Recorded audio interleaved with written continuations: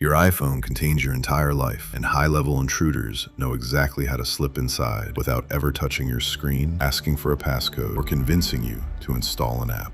Welcome to Hakk Masters. Before we unlock these zero-click entry points, a strict disclaimer. This video is created strictly for educational and security awareness purposes. We do not advise or condone using any of these strategies to breach anyone's personal privacy or unauthorized systems. If you ever need professional account monitoring, asset protection, or recovery assistance, check the links in the description below to connect with world-class ethical hackers and specialized security tools. The first method revolves around silent zero-click exploitation via native messaging protocols. Intruders target memory handling vulnerabilities inside processing frameworks like Image.io or WebKit. By sending a specifically crafted, invisible media file via iMessage, the system processes the payload in the background before you even get a notification. To prevent this, keep your system updated continuously to patch zero-day vulnerabilities or enable lockdown mode under your privacy settings to drastically restrict background data parsing.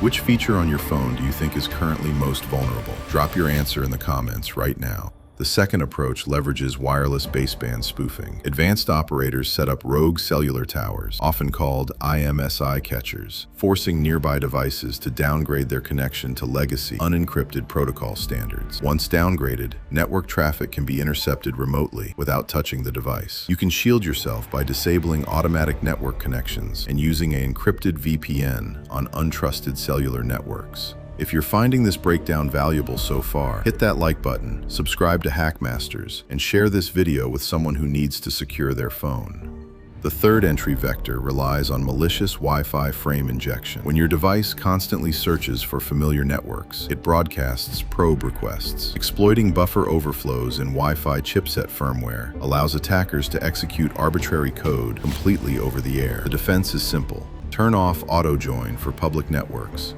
and disable Wi-Fi when traveling in unfamiliar areas. Finally, the fourth method involves cloud-based API session hijacking. Rather than attacking the hardware, attackers exploit weak session tokens or compromised token synchronization endpoints in connected cloud services to mirror device backups silently. Protect your cloud infrastructure by enabling hardware key, multi-factor authentication, and auditing active signed-in sessions regularly. Always stay vigilant. Check the security resources linked below and keep your defenses tight.